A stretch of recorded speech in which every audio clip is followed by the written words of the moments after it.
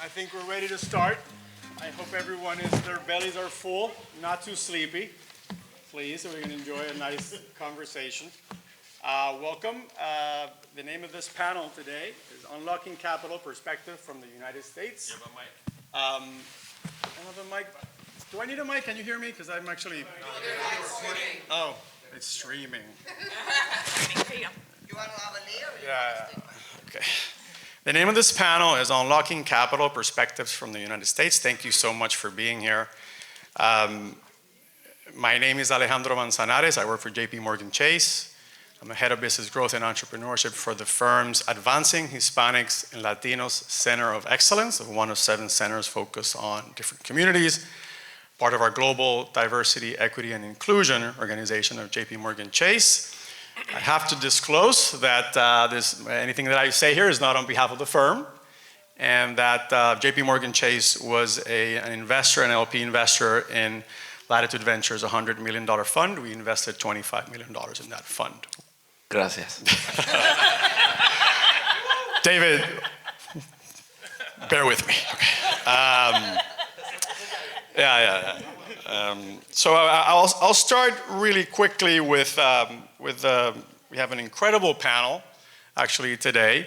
We have investors that focus on the Americas focus. We have Pete and David domestically focus on the U.S. We have Elisa focus on cross-border investments, and then we have David O and David M, or DM because there are 2 Davids. I get that a lot, and David M will talk to you about the Caribbean scope of investment. I'll start introducing David Mullings, who's the founder and chair of Blue Mahoe Holdings, Inc., a privately held company based in Florida, manages public equities, private equity, and has ownership interest in a collection of diversified businesses across, not just across the Caribbean. Sectors include real estate, asset management, private credit. They have a social impact investment firm as well. They do work on affordable housing, asset management, and recently, which we'll talk about today, he has a unique distinction, the firm, of being the first US-based company to get a Reg CF offering qualified by the SEC for the Caribbean Diaspora. So I am a policy wonk. I got super excited about that. How did you do that? I want to learn more. So we'll talk about that. So thanks to DM for being here. Next, we have a good friend of mine. Actually, we work very closely together. We almost meet every week. David O, or David Olivencia, CEO, co-founder of Angeles Investors, one of the largest and fastest growing angel investment groups in America, over 300 members. Prior to founding Angeles Investors, David held various senior exec roles at Nippon Telegraph and Telephone, the Ford Motor Company, Oracle, Verizon. His portfolio of investments include just 3 unicorns and 10 ventures that have exceeded valuations of over $100 million. He's been recognized 40 under 40, Crain's Chicago Tech 50, Hispanic Business Magazine most influential Hispanics in America. So David, thank you obviously for being here, my friend. Give it up. These are serious people here. Not me. Pete Amaro, fellow Puerto Rican as well. David O, also Puerto Rican. Pete is a managing partner for Latitude Ventures. He'll speak about it, but we're a partner in, an investor partner in his firm. Prior to being the managing partner, he was chief financial officer for Luminary Media. And then prior to Luminary Media, he also spent years as an early stage investor in the Rain Group and had investment banking roles in Morgan Stanley. He has a BS from the Wharton School in Pennsylvania. So thanks, Pete, for being here. And then we have, last but not least, Elisa Sepulveda, partner, Angel Ventures. Angel Ventures US, a firm investing in Latin founders. She sits on the board, nonprofit boards of Div Inc. Let me say it right. And Alamo Angels, as well as running her own nonprofit for Latin founders out of Texas. And she'll speak about some interesting work cross-border as well. She has an MBA and master's from Cornell and a bachelor's from, you have to help me spell that out. Bryn Mawr College. Bryn Mawr College, thank you. Also Puerto Rican. Also Puerto Rican? Yeah. Oh, So let me say that I am also Puerto Rican, and I don't have a lot of opportunities to be on the island because the bank doesn't have any retail or investment banking offices here. So it's a very special time for me because I can be here, go swim, see my father, and also be on stage with you all. So really excited. Yeah, so let's start. Why don't we start up with David M. And David, why don't you speak a little bit about your firm, the focus of your firm, and why is it so important to support the startup ecosystem? Oh, well, thank you very much for having me here. I'm glad to bring a little diversity to this panel by bringing in the English-speaking Caribbean. So big up Jamaica, Barbados, Bahamas, Guyana, Suriname, big up. You can't start naming them, otherwise... It's getting better. We're in trouble. So CARICOM, big up. Well, no, thank you very much. So Blue Mahoe Capital was an idea I came up with 10 years ago. I served on the Jamaica Diaspora Advisory Board for 3 years as the first future leaders representative on that board, advising the Prime Minister and the Minister of Foreign Affairs and Foreign Trade, representing Jamaicans under the age of 35 in the entire U.S. Worked in private equity, low middle market private equity in the Southeast U.S. Also worked with black-owned long bias hedge fund out of Naperville, Chicago, and worked 3 times at one of the largest mortgage providers in the Caribbean, based in Jamaica National. So the head of the Jamaica Stock Exchange has their conference every January, and she asked me to come and speak. Hey, David, how do we get people like you to invest back into Jamaica and that send more remittances? I said, oh, great. I'm going to tell you the 5 reasons, the 5 things you need to do to get somebody like me to actually write a check. So I'm not there to tell them the business. This is what you should launch. And go on stage, and I said, there's 5 things. Number 1, when somebody leaves a home country, usually a developing market, and they move to somewhere else, like the US, Canada, or UK, we do not trust the government. It does not matter which political party is in power. There's a trust deficit. We are not going to do a diaspora bond. This is not like Israel. We're not giving the government our money to go and invest. So it has to be run by the private sector, number 1. Number 2, should be run by someone from the diaspora who goes back to the home country more often than those who've left, because you need to know who to do business with, who not to do business with. You need to know how things really run in that country, and lastly, how the diaspora now thinks differently. We're not smarter, we're not better. We think differently because of our exposure. Number 3, it has to be partnered with a local financial institution that's known outside of the region. We have to avoid the Bernie Madoffs, the Alan Stanfords, and so on. 4th is that we're to domicile. Love the Caribbean. Jamaica, Barbados, Bahamas, Cayman, all these countries have English-speaking backgrounds. Their court systems are actually pretty good because it's British-based legal systems. But we all have one problem, and I know my Puerto Rican panelists can agree. We run on CP time, and Caribbean people time don't work. It does not. Yeah, it works, it counts. That's an island as well. Caribbean people time don't work. So it has to be efficient. So it should be domiciled US, Canada, or UK, in my opinion. The world invests through the US. So US, Delaware makes sense. And lastly, most importantly though, is who to get the money from. The majority of us have moved. We're doing well. You convert it to local currency. Yes, we sound like millionaires, but we're not millionaires. We're not accredited. So it needed to be something that a person with $100 could invest in, not just $100,000. So not a VC fund, not a PE fund, not a hedge fund. We needed something else. I've been studying Warren Buffett since 2002. And so Warren Buffett was my role model. So I looked at building a Berkshire Hathaway, focus on investing in the Caribbean, which means we would take it public.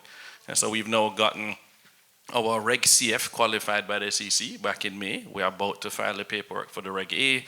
We've had a ticker symbol reserved on the NASDAQ for 3 years. We'll qualify to list later this year, and then become the first Caribbean-owned company to be listed on a major US stock exchange, giving retail investors access to investments in the Caribbean. So we're focused on building a Berkshire Hathaway for the Caribbean, and we get to invest across multiple asset classes: real estate, private credit, private equity, and public equities. That was amazing. That's amazing, DM. Thank you. And we'll go back to that. We'll go back to the impacts and what you're seeing in the next 2 or 3 years for that.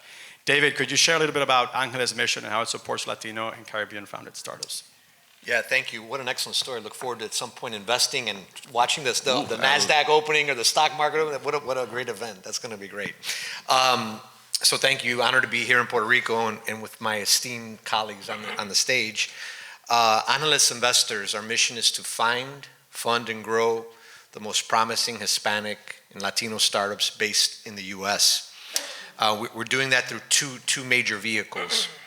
The first vehicle is an angel investing syndicate, which is now one of the largest and fastest growing angel investing groups in America, approaching about 400 members now. Well, we've invested in 25 companies, deployed about 16, maybe 15 million in capital, and have a really interesting portfolio, a great set of sponsors, JP Morgan being one of them, about 30 sponsors, some of the major banks, some of the major tech companies in the world sponsor us. So our average check size is about 200,000 in the startups, largest 1.5, 1.6 million. So that's going well, but has so much upside. So that's our first vehicle, is our angel investing group. Our second vehicle is a $35 million fund. We're focusing and investing in seed companies based in the United States, Hispanic, Latino ventures in the seed stage, high growth, high traction. And those are basically the two vehicles that we have to accelerate our mission. Talking about other things, but those are the main concepts of Angeles. Thanks, David. That's awesome. And their growth has been incredible. Pete, let's go talk a little bit about LatVC and the firm's mission and how it supports Latino founders. Yeah, I mean, I think it all starts, honestly, for me personally, like down the street. So my dad was born in Puerto Rico in 1930 and was selling candies at literally the Capitol building, you know, in the 40s, right? And you talk about what does that mean for him? And for him, it was like, I'm just trying to survive, right? But I look back, people are like, well, maybe he was self-employed. I look back, I'm like, he was an entrepreneur. He just had no idea what he was doing, right? He was an entrepreneur through and through. And I think what we try to do, similar to David, is we really try to take what we think is an explosive growth in the Latino demographic in the US. And when you have that explosive growth, you know you have a bunch of dreams. All of us love to dream, and our communities love to dream. The third thing you need just capital, and you need to figure out where to go, right? Like just figuring out where to go. Where do I go? If I have a dream, if I have an idea, where do we build it? That's what Latitude's trying to do. And so what we do, similar to David, we invest in the US Latino. We invest a little bit later, kind of Series A. So we're writing kind of $1 to $3 million checks out of a $100 million fund. And we're different in that we're all not cut from as an investors. I was trained as an investor, investing in media companies like DraftKings and Lollapalooza and those types of fun things. But a lot of us were global CEOs. So my partners were the CEO of United Airlines, the CEO of US West. And so we bring a lot of operational capabilities, which is you have to see it to know where you want to go. Like, how do you become a public company in Jamaica? There's a lot, you got to go a long way. But if you see it, you can look back and tell people you need to do this, and this, and that. And so we also try to add on a little bit in terms of coaching and some of the network in addition to capital. And that's what we're trying to do. We've deployed about $40 million across 30 companies, kind of $1 to $3 million checks, fairly generalist. And the last thing I'd say is we've been focused on like the coast. We're trying to focus on where there's other people that's cooking up some good stuff, right? Texas, Southwest, and right here in Puerto Rico is a big initiative and really focus of mine to find that, you know, that person that's trying to sell candies in a different way and give them the capital that they need to grow. So that's a little about Latitude and just really honored to be here. So thanks for the intro. Thanks, Pete. Thank you. Elisa, off to you. Talk to us about an angel venture. Amazing. Hi, I'm Elisa Sepulveda. Angel Ventures started in 2009 as the first angel network in Mexico. Our first fund was in 2012, second fund in 2018, and what we saw is that about 30% of our overall portfolio was in the US, and it was all Latino founders. The other interesting piece is if you've done investment in Latin America, you know that you can build an amazing company and there really aren't a lot of places for you to exit. So we saw an opportunity to build a US-based fund that can solely support our US-based companies, but also help our Latin American companies enter the US market, because we'll also get a lot of our companies saying, hey, we want to enter the US. We've got about $750,000 to do it. Exactly. So this is a real opportunity for us to create this platform of funds to be able to support Latinos both in the US and Latin America. And we're focused on nearshoring. So I'm sure a lot of you have heard about nearshoring in the last couple of years. Supply chains are moving to Latin America to be closer to the US market. We have renegotiated the free trade agreement with Mexico. It is very cheap to ship things and very easy across the border. And there's still lots of challenges that software can solve the answers to, in my mind. So we are looking at companies in the US and in Mexico that are focused on these issues in areas like fintech, manufacturing, supply chain. So very sexy industries. And I want to go back to you later because I heard a podcast by Farid Zakaria the other day about how Monterrey is sort of set up to be the next big city. We like to call it the most southern city in Texas. Monterrey, so watch out. So I think I want to dive into a little bit of the challenges, right? Because I think if there's something in common across the work that we all do is there are many challenges, and you've all been incredibly brave to try to go in and try to tackle those challenges. Could each of you sort of sum up in your field, right? We have investors from domestic, cross-border, and Caribbean. And we'd love to get a sense of like the unique context of each, early stage, a little bit more early stage, a little bit more later stage, across different asset classes. What are the biggest challenges for Latino and Caribbean startup founders broadly? So not just Hispanic or Latino, but to sort of David M's point, facing in securing funding, and how does your firm want to tackle that challenge? So I'll start with David M. Oh, well, I appreciate that question. I think we're all going to end up saying some of the same things. In my case, I served as the chairman of the Development Bank of Jamaica's Mentorship, Innovation, and Entrepreneurship Program. I helped to design their mentorship program. I helped to launch the Jamaica Venture Capital Association. They literally used an article I wrote in my weekly column in the newspaper to help launch it, and I spoke at the first event. I got to be a mentor at Branson Center Entrepreneurship Caribbean for 10 plus years, and it's always the same thing. Everywhere that we see this. And number one is that most entrepreneurs are over-mentored and underfunded. Over-mentored and underfunded.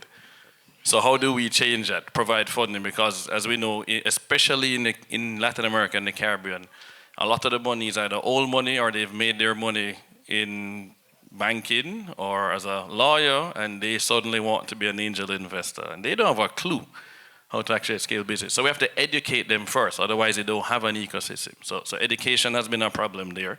And the biggest problem I've seen though is from the entrepreneur side. My first startup was launched in February 2002. We built a website that became the largest website for Caribbean music videos on the web, partnered with Telemundo, we got a deal with YouTube, got a deal with Viacom.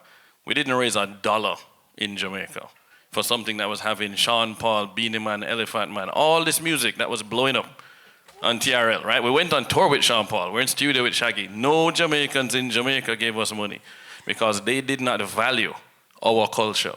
And they didn't understand that early stage companies are risky and this is what it looks like to invest. We had to raise it from the people here. So we have to change that. But more importantly, we were also first-time founders. We didn't have an incubator to go through in the region. We went through Launchpad at University of Miami, where I'm on the alumni board. And I'd say the hardest thing was not knowing how to pitch properly. What do investors actually look for? And we thought, no, we can do this. We saw all these great articles leading up to the dot-com bubble. We can do this. And we didn't take our time to learn. So I think we, on our part, from a Blue Mahoe Capital standpoint, is education. Let's help the founders understand what investors actually look for and then help them from that standpoint. Yeah, that resonates. I'm sure that resonated with David. Elisa, I want to go here and want your responses to that because I think that's going to be quite interesting from the cross-border perspective as well. Same thing. in Mexico in 2009, two of my partners started the fund as an angel network because they came back from their MBA at MIT and saw all the opportunities that were happening around entrepreneurship. And there were some great companies being built in Mexico, and much like you, Mexicans were not funding them. So they started an angel network that was focused on getting a lot of large corporate VPs, doctors, lawyers, people who own construction companies that make a ton of money to start investing in their own ecosystem. And eventually that turned into a fund. So I absolutely agree there's a large education gap. And people don't know where to start. It's really intimidating, even if you are super highly educated and have an amazing salary, to say like, hey, I don't even know what deals to look at, or where to source these deals, or what a good deal is. So education is definitely one of the challenges. And I would also say network, right? Like Pete and I both went to Ivy League schools, and it doesn't matter if you go to an Ivy League school, like you still don't necessarily have the network because you're not on the inside in those institutions. And like you're also like 18 when you go there. So you're maybe not thinking about that for later in life. But it doesn't matter where you go to school, like what your networks are, like it's still a real challenge when you're an entrepreneur to break into the networks that can help fund your ideas. Yeah, no, I think that it's right. David M is like, over-mentored, underfunded. I want to bring in Pete to this because Pete, Latitude Ventures was one, if not one of the first actual real big successful stories of not just sort of infrastructure, a big fund. Walk us through like how did you more than anyone else, you know the challenges, but you also know the opportunities because you're. How are you managing that? What's your take on that? Well, in terms of the challenges, I agree with on education. The other thing I would say, just adding, so not be repetitive, is I think when the people around your community maybe have not built businesses, it's tough to see what can be built. And also when you have a world of social media and Shark Tank, you start to romanticize what it is to be an entrepreneur. So there's almost a different layer of education that's like, hey, I've got a great cleaning business. That's great. That's go make a lot of money. But it's not venture. And you shouldn't sell your 30% of your business. That's not what you should go get a loan. And there's like a different education that's needed, I think, on the founder perspective, on what sources of capital are out there and what's relevant for them. And sometimes I found that most people don't want to hear that. They're like, no, I'm a unicorn. Do you know what that means? Do you know what that's going to entail? Let's walk that back, right? If you need $1 billion, how are you going to make that in your business? Like, well, it sounds like I need 800, million cleaning stores. Is that going to happen?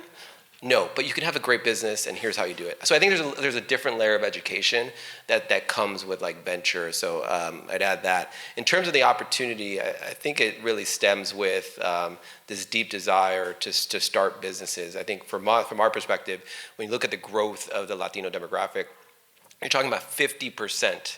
50% of the growth of U.S. population is going to be Latino of some sorts.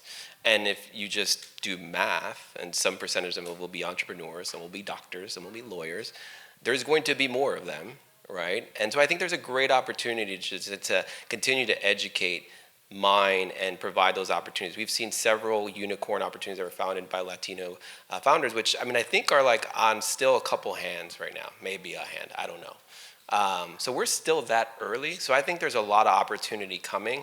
We just got to provide that education along the way so that they can get there.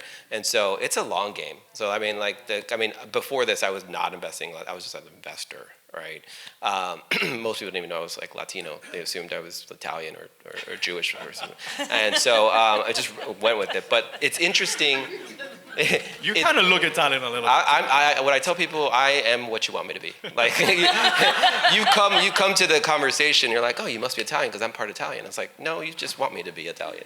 But anyways, my point is that, I've dedicated my life to investing in Latinos at this point in my career because it's a long game. It's like, I don't know if I'll see the success of it. It's like you're investing in Amazon in 1991. Yeah, you're just like, you see or the fintechs in 1991. People are going to buy stuff online.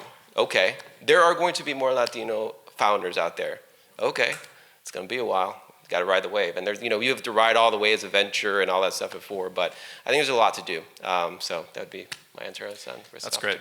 Thanks, Pete.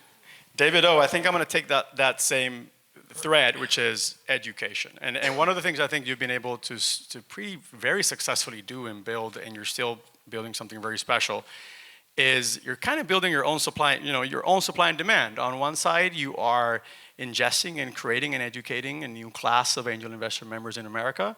And on the other side, you have a consistent pipeline of the top startups in America. How are you doing that? And what are the challenges as you're seeing? You're seeing Latinos grow. You're seeing them become a little bit more wealthy. You're seeing also other underrepresented folks become more wealthy. I think black purchasing power expected to double in America in the next 3 to 5 years. The number one growing racial group in America is mixed race, by the way. People kind of forget that, a couple of years from now, it'll look and feel hopefully better. David, talk to us a little bit about what you've been building and the challenges there, opportunities as well. Yeah, so I think it goes back, the overarching, I think, put this out on social media. It's a brilliant quote, right? Or it's been said, right? Over-mentored, underfunded. And you look at, and then you pull some of what's been talked about, Latino community, all this growth, we're going to be pretty soon 30% of the population. And so I started to look at it, right? I got my MBA, very similar, and I started seeing all the wealth that's getting created, all this investing in venture. But then there's just like all this complaining. Oh, Latinos, we only get 2% of the funding. And everybody's like, you know what? Quit complaining. Let's take action and make it happen, right? Let's get out there. Now, you do that, and then now you take action. Now you got to take action, right? So but then it's the education front, right? So like myself, like Pete, others, like my parents were born here. They came to Puerto Rico, the U.S. with nothing. I was born there. They lived in public housing, the caseríos, in right outside of Chicago. And it's not that different from a lot of wealthy Latinos in the United States. This is their first time encountering wealth, figuring that, like me, I never like a wealth manager, a family office. Family office is where I went when I got in trouble. Family office? What does that mean? That's where I went when I got in trouble. Is that timeout? Am I going to the corner? That's my timeout. Yeah. Is that the hypothetical office? That's where I went to when I got in trouble. So we have to educate. So we're spending a lot of time. So to build this successful angel group, and we're only 4 years old. We're still pretty much in diapers right now, right?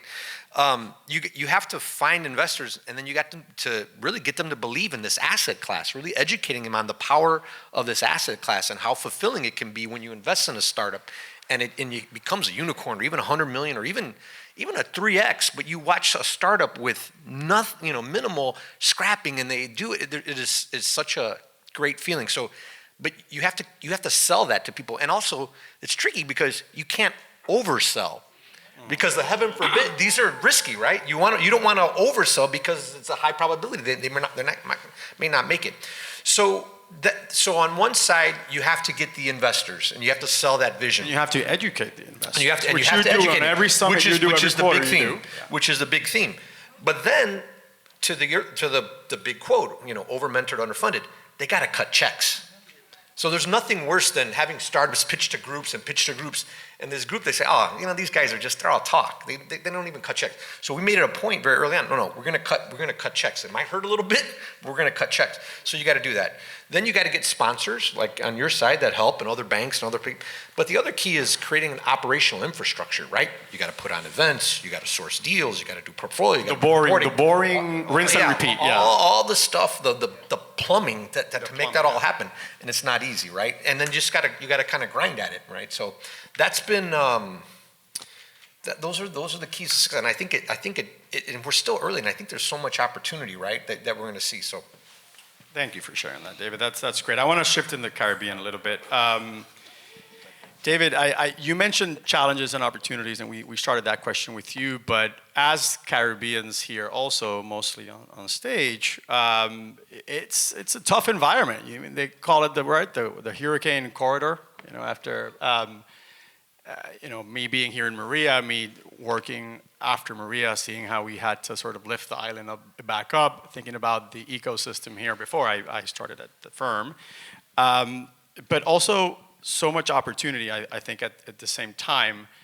You have a unique vantage point because you're based in Florida, but you're attracting investors. You're trying to look for a pipeline of investors to invest in the Caribbean. What are you hearing, and how are you selling this? So the whole idea of what we're doing is 6 years old, the actual vehicles. So we started with an LLC, my money, mom, dad, my brother, 2 friends. So that's how we did the initial test, we built a track record, raised money in 2 rounds. Now we've created an SPV to go public based on that track record. The SPV has nothing in it. Over the 6 years, I'm a member of 2 family office groups, Family Office Club, Family Office Association. I've spoken at so many events. What I was hearing from the family office investors was, we just vacation in the Caribbean. So the resort distort, sun, sea, sand, music, sex. Just let's be honest. Hostella got their groove back, did really well.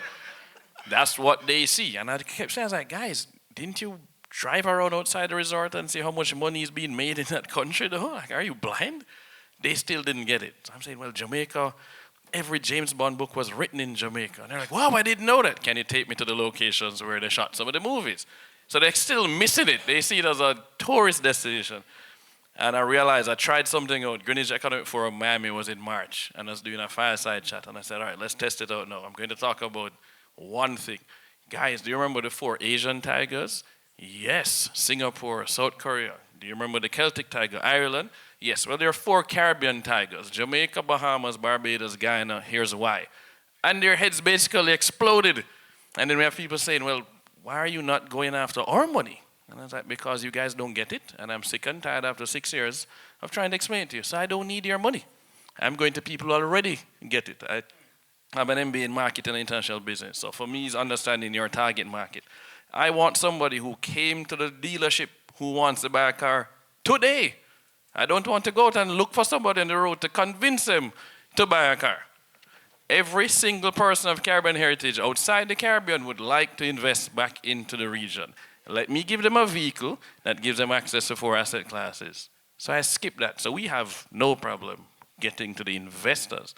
We needed to get over the hurdles related to securities laws, and that was a bitch. But we spent about $350,000 over the last 4 years with 4 different law firms to get to this point. And then we go in public, so we're going to spend some more money. Which is not cheap. Yeah. And then we have to stay public. So that's not going to be cheap. But that is what we're hearing. We ended up getting a sponsor. I love that you said that. So I'll leave you with this last thought before I hand it over to the panel. Everybody talks about, I need a mentor. I need a mentor. I was like, well, I've never heard anybody say this mentor in elementary school changed my life. Is this teacher? So you go from mentors to teachers. Mentors spend a little time with a lot of people. You check in once a quarter. Teachers spend a lot of time with a few people. I'm talking to the teacher all the time. However, coaches pick the person for the team that they want to help them win. Right? Usain Bolt talks about his coach, Glenn Mills, not mentor, Glenn Mills. But you want a sponsor. The sponsor opens doors and puts you in the room. My sponsor is Michael Leachin, the richest black person in Canada. Mike is one of only 15 black billionaires in the world. And Mike opened doors for me and partnered with us. And what we're doing, so we got a role model who gave me a recipe. He studied Warren Buffett and said, I've built an asset management business in Canada. Here's how I've invested in India. Here's how I've invested in the Caribbean. David, follow this playbook. How else can I help you? When I told him, he gave us his CFO for 6 months at no cost to help us figure out how to get around some of the securities laws. So guys, find the right coach, then the right sponsor, and ask for the recipe, and then you can execute it. Thank you. Yeah, no, that's I helped launch the Endeavor Puerto Rico office here a couple of years ago, and I saw how they have over 5,000 signed up mentors across the world, and they give their time for free to any Endeavor company going through their pipeline. And in these markets in the Caribbean where it's very complex, one island versus the other, it's not like, you scale in the US, it's easier to scale in the US than thinking about the complexity of operation, like culture, train, sales cycle, all that. Mentorship was critical. Mentorship and contacts in that setting, it has priceless. It's what's the known unknowns and the unknown unknowns. That's what to say that's helpful. Elisa, I want to go back to cross-border here, and I want to ask you about trends in the angel investment space. I want to plug in Monterrey in there as well, if you want to like sort of allude to, Jamie Dimon says that if you had to invest in one country in the world right now, what country would you invest in? And there's no doubt he says Mexico. I think Mexico is positioned for the next, if they play your cards right, it seems like you guys could have the next big, large economy for the foreseeable future. So some trends you're seeing there on the angel investor side, tech ecosystem, how are you seeing that? I'm seeing so much in supply chain and manufacturing right now. I've seen a number of companies that are focused on creating marketplaces for companies in the US to start finding manufacturers in Mexico. Tesla's building its largest factory in Monterrey. As you know, in Austin, we have the Cybertruck facility, very large Tesla plant there as well. So those types of investments are going to spring up third-party providers, right, that are building the like so-called widgets around these large factories. And then the tertiary result is that you need services to support all of this manufacturing. So there is so much going on right now, and I think one of the biggest challenges is quite simply the border. We don't have good systems in place. What I'm most excited about, and this is very, very unsexy, is David, not sexy, not good. It's not as sexy as the music industry, I'm sorry. But what I'm really excited about that I'm seeing in terms of trends is the software companies that are starting to work on compliance. Particularly working on compliance so that you can get across the border faster. The faster that you can get those goods to the manufacturing or distribution facilities in the United States, the faster that they can get into the hands of consumers or other B2B customers. So I'm really excited about that. The other piece that I think is really exciting, fintech, huge in Latin America. There traditionally is not a type of debt facility or payment facility that's available to smaller and medium producers. I love what I'm seeing around agriculture right now. There's some really interesting stuff happening along the border where US companies are starting to pay those fruit and vegetable growers in those small and medium farms instead of waiting for the 30-day invoice so that they can get cash faster and continue to grow their businesses. This is the reason I got into investing, is to be able to invest in companies like that are allowing these people who are building small and medium businesses to be able to supply good jobs to their communities so that then they can send their kids to better schools and lift everybody up socioeconomically. And this is happening at a moment where Mexico last year became America's #1 trading partner. Like we surpassed China. Yes, surpassed China. It's like starting. And labor is cheaper in Mexico. It is cheaper than to get your software engineer in China. And we're in the same time zone. The English expertise is there. Do not listen to what is on the news. I live in Texas. I can tell you how divisive it is. Mexico is our #1 trading partner. We have tons of Mexican expats, and I'm speaking as a Cuban Puerto Rican. So like I'm an outsider in this space, but I love what's happening right now in Texas in particular, since we share the longest border with Mexico, and what's happening with delegations coming back and forth. So there's some really, really exciting stuff happening today. Yeah, and if you've never been to the border, I urge you to do so. As you know, I've been at the border several times now. As part I've been to some detention centers as part of the firm. The firm does pro bono work, trying to translate on the first step, which is the fear credible interview. And it is a fascinating place. You have 5,000 people coming back and forth in one day, all the time. It is not what you see on the TV. It is a source of hope and resilience. And if the world, there's a big supply chain shocks, and the border will probably be the safest place to be, actually. So I want to move into some success and impact stories that you're all excited about. Because I think what I want to do is start to move into the solution side and see what can we codify and scale across domestic, cross-border, and Caribbean. So Pete, let's start with you. You've made already a couple of investments already from the fund. Those companies are moving along. Maybe they were pre-seed, seed, now they're Series A or looking for Series A or B. What are the things that their stories you're most proud of and kind of get you going? So full disclosure, I joined the firm about a year ago. So I've only done a few investments there. There was a different team prior to my arrival. But one of the ones I'm the most excited is a company in the education space called Subject. And it's really near and dear to my heart personally, because I was a kid that went to Chicago Public Schools, had no idea, what to take, didn't know about better colleges or anything like that. Got lucky. Some teacher was like, hey, you should take this test. Took it. It was an elite school in Chicago, led me to Penn, and then it led me to where I am on this stage today.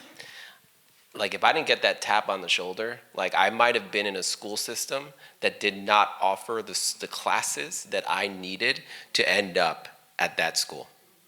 What Subject does is they create content, accredited content, so AP Physics, AP History. So no matter where you are in the world, you can get accredited credit to go to apply to Harvard or Yale or whatever, whether or not your school system has the money to pay for that teacher. That's powerful. I mean, you can create a lot. So it hits deeper, but what we're excited about is that what we have learned through our networks is that we're well connected politically in these systems. And so California, Illinois, Michigan, it just takes a call sometimes. I don't know if you're seeing this in Caribbean. It just says like, hey, this is why it matters. Can you just pay attention? Because if the CEO was going in the front door trying to sell into some school system, like, good luck, get in line, right? No one wants to hear about things. They're like, oh, you're trying to take my job with like a video? Like, that's not cool. And so I think the reality is the power of the network is really showing up. So since we invested alongside Kleiner Perkins and some other reputable investors, we've been able to grow them. I think they started at like $3 million of revenue. They're approaching 10. And that's just by this domino effect of saying it works. And so I think that comes back to my original statements. It's like, hey, we're capital, but we're gonna roll up our sleeves and start dialing for dollars or schools for you. And so that's what we try to do with a lot of our companies is we place bigger bets so that we can lean in and play that coach role. We want to be that coach. Because if we place too many small bets, it's really tough to really engage with everyone. But that's one that I'm proud of that we made recently. I love that example. David, you have a couple of good success stories as well, and I know that the Angel Investor Group goes always sort of far and beyond your initial interest. Walk us through some startups that you're really proud of, and if there's any procedural or tactic or boring process tied to that, I would love the audience to hear it too, so we can get a little bit more tactical if it helps. Yeah, so we have an amazing portfolio. It's kind of like your kids. You love them all, but some of them are a bit different, and some of them are, are interesting, right? But do you have kids in the audience? So the big story is this company called Canela Media. I'll talk about their story, and then I'll talk about things that we do to support our portfolio. So she comes to us about, I don't know, 4-ish years ago, 4.5 years ago, and basically through a media article says, hey, I'm going to be the next Google in Espanol. And what Canela Media is basically the Netflix for Latinos in the U.S. through Latin America, but instead of paying a subscription, they serve up ads. That was basically their model. But she was struggling early on, over-mentored, underfunded. Early on, she had to put her home up. She didn't make payroll, nervous. And then we give her first round of funding, roughly $10 million valuation.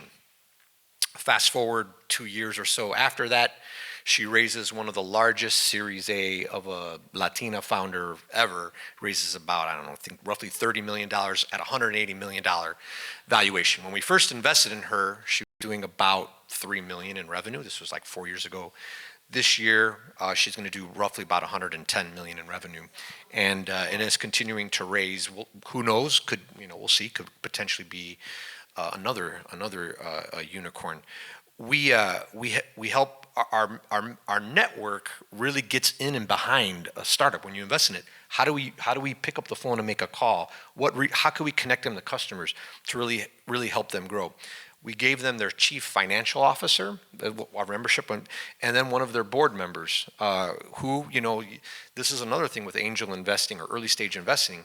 There's a lot of people that want to serve on a public company board, and they're working, they're trying to, but here's a case where potentially, right, we have somebody who comes in early, invests, represents the investors, and he could potentially get a public board seat on this just by kind of writing it all the way through. We use our network, we educate our members on what's going on, but we also say, how can we help? So we have a social media engine that's really helping them. We figure out connections for sponsorships. We do the mentoring as well. And those are just, if they're hiring, we reach out to our network to help them get employees. So that's one story, and the story is still being told, so we'll see. But, great things happening with them, and that's how we not only support them, but others as well. That's great. I actually want to, on our side at JP Morgan Chase, on our global DEI, we sponsor also Angeles Investors. My good friend Arturo Cázares is here, also the CEO of Latino Business Action Network. We sponsor them. And before I was the first business growth Hispanic leader in my role, no one had it before me, these relationships weren't, they weren't at JP Morgan Chase. A lot of founders may have never in their life met a JP Morgan Chase banker, or investment banker, or commercial banker, or business banker. So inclusion, making sure you have someone that's intentionally seeking out, and it's good business. It is very good business, and as Jamie Dimon says, if every quarterly report you get record profits and income, keep doing what you're doing. So I want to go over, David, on the best practices, success stories you're very proud of. As a Caribbean, I'm also very excited about what you're going to say. And if there's anything you want to add to that on Reg CF, on equity crowdfunding, when I worked at NLC, National League of Cities, with WeFunder, I think they were just started. So I'm kind of curious how you're thinking about that success and then we'll go to Elisa for success. All right, wow. We will get through this as quickly as possible.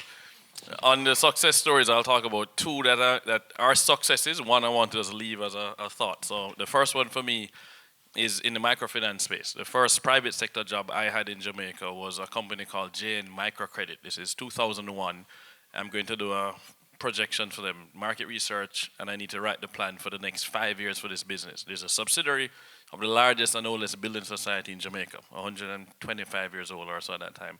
USAID is their biggest fund now. So I had experience in that space. We didn't buy the stake, we did a convertible note. So we lent some money through our private credit vehicle, Blue Mahoe Finance, $245,000 lent to a microfinance company in Jamaica, focused on small business loans. Got them to shift a little bit towards invoice financing, factoring. That's a lot safer than taking your sewing machine as a collateral to then lend you the money, and then if you don't repay, we take your sewing machine. So they shift to invoice financing. COVID happens, and one company gets a contract from the Ministry of Health in Jamaica to deliver 4.4 million Jamaican dollars worth of masks and so on. They have the invoice. They don't have all the capital, though, to go and get the goods. Sprint Financial calls me, and we lend them the money. They are then able to lend it to the company, which brings in equipment, life-saving equipment into the country. And we got a decent return. So over the time of that, we got paid 12% a year on US dollars, paid monthly, 0 defaults. They had 0 defaults. And then last December, they had new investors come in and take a stake at a $2 million valuation, and we converted at a $1.25 million valuation this March. So we were always in the money. We got paid to wait. Because we converted, they've accelerated their plan to list on the Jamaica Stock Exchange by a full 12 months. So they list in 2 years, not 3 years. So, and I'm on the board. So I'm excited about that one. It was easy as far as I'm concerned. I wish the rest of them will be that easy. I don't think it will be that easy. Doesn't sound easy, but the second one that we love is in the public markets. We, as I said, I used to work at a hedge fund, so we bought shares in 20 different publicly traded companies listed in Jamaica. We're the 10th largest shareholder in K-League Group with Usain Bolt. Usain is the 6th largest shareholder, has Usain Bolt's tracks and records, his restaurant. Our best performer, though, is a asset management business. Essentially, we looked for a Blackstone in the Caribbean that was listed. The CEO happens to be my classmate from high school. I've known him since 1991. I sit down with them to understand how they think. Oh, you went to Penn, Warren, great. I understand the case studies you read. What's the last business book you've read? Oh, we bought in 4 years ago, and we're up 144% in 4 years, and I'm going to keep buying his stock. I am not, in fact, they are talking to us about doing some more stuff. So again, you do the research, you know the people, you know the markets. I think you can do some really interesting things. And those gains allow us to then use that money to do some other deals as well. My investors are shocked that I invested some of their money and did so well. They thought I'd be paying salaries and hiring the team and paying the lawyers. I said, no, I took a third of your money and I put it in the market and I put it to work to prove our thesis. The one I'm most excited about, I can't name it as yet, but we are buying a stake in a soccer team in Jamaica, a minority stake. I played in the second and third division in Jamaica as a striker. So I've joked with a lot of my friends that if I wasn't going to play in the first division... Now that's sexy, David. Yeah. I do have a rally trophy as well. That's this tall for winning my rally in Jamaica for the year. So we are buying a team. I think we misunderstand the opportunity when you look at sports. In America, we get it with NBA and so on. With soccer, relegation is there. So U.S. investors tend not to understand. They're running into English Premier League and the top 5 leagues. But FIFA is changing the rules. Brazil, for example, as we know, you find a player, you buy into them before they're 17 years old. When they go pro, you get a piece of that, right? Economic rights, economic interest. FIFA is changing that. For you to get a piece of that contract, you have to be affiliated with a professional club. So we are doing 3 things within that space. Buying into a team in Jamaica.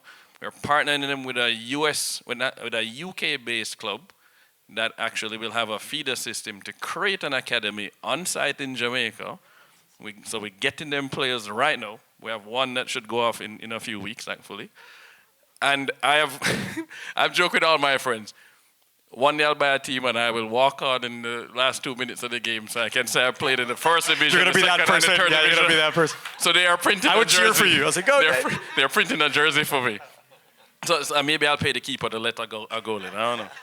But I definitely think sports is a massive thing, especially when you think about the Caribbean, you think about sprinting, you think about opportunities. We need to look at investing in that space. I know soccer, I'm invested in my football space. So that's what I'm excited about. In terms of that last piece now, the Reg CF, Reg A plus, this is a Jobs Act passed under Obama and Biden in 2012. I was invited to speak in D.C. in the House about it, so it's very near and dear to me.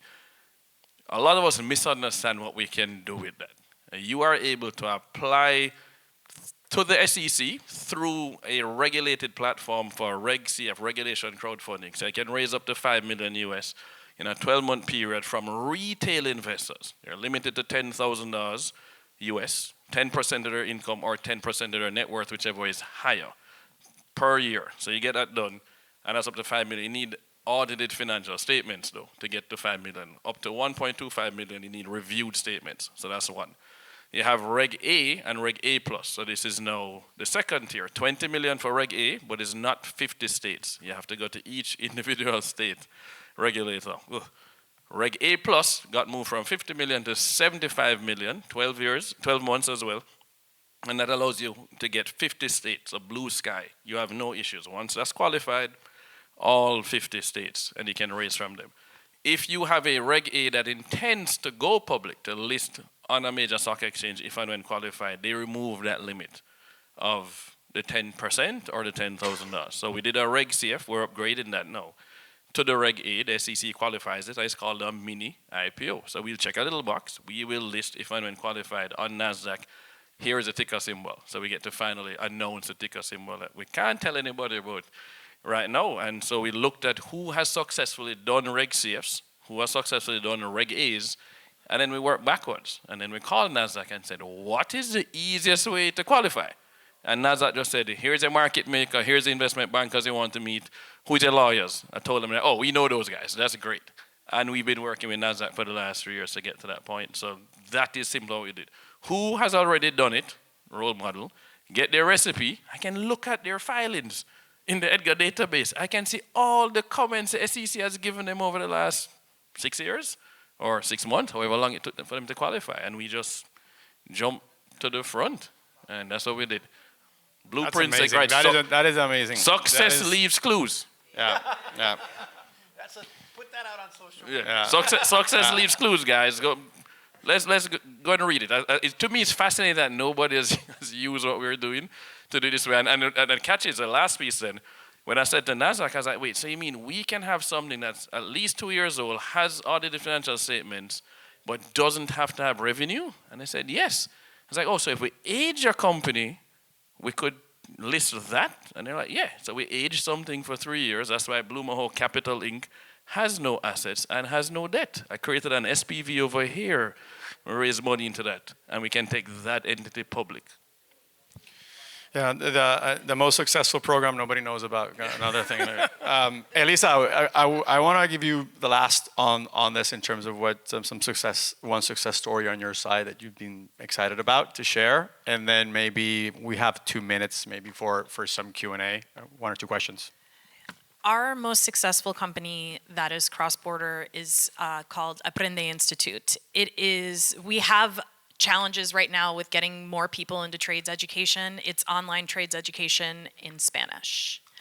And one of our superpowers is definitely business development.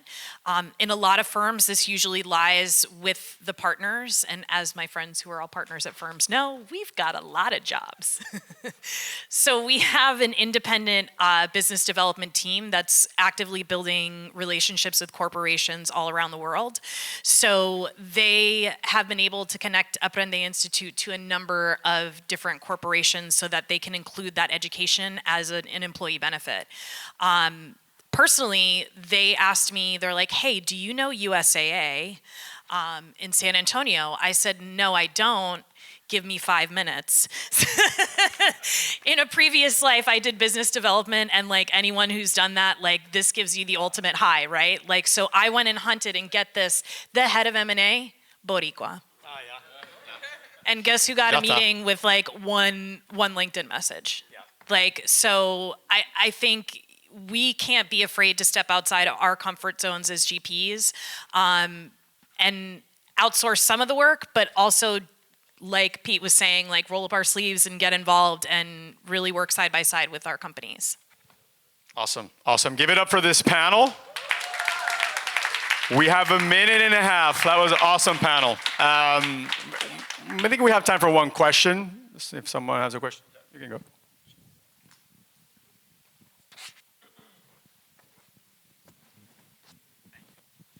Hey, Ben Burrows. I'm actually from the UK, but also based in Miami too. I was curious, what are your views on exposure to startup companies that are, I guess, embracing blockchain technology as an integral part of their business dynamics to one extent or the other? I can start first. I think blockchain is an incredible piece of technology. I think we're facing the same challenges that we're facing with AI right now, which is power. Like, yeah, we talk a lot about software. Do we have enough energy to power a lot of these solutions? Do we have enough data centers?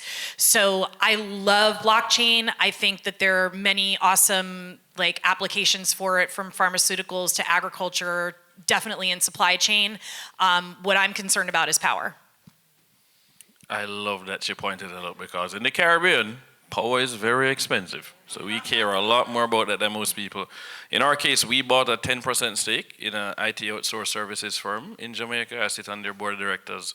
And the main reason I did that wasn't because I knew the person very well for many years. It was because he showed me that they want to deploy blockchain to help us with land titles in Jamaica and the broader Caribbean. There's a lot of paper.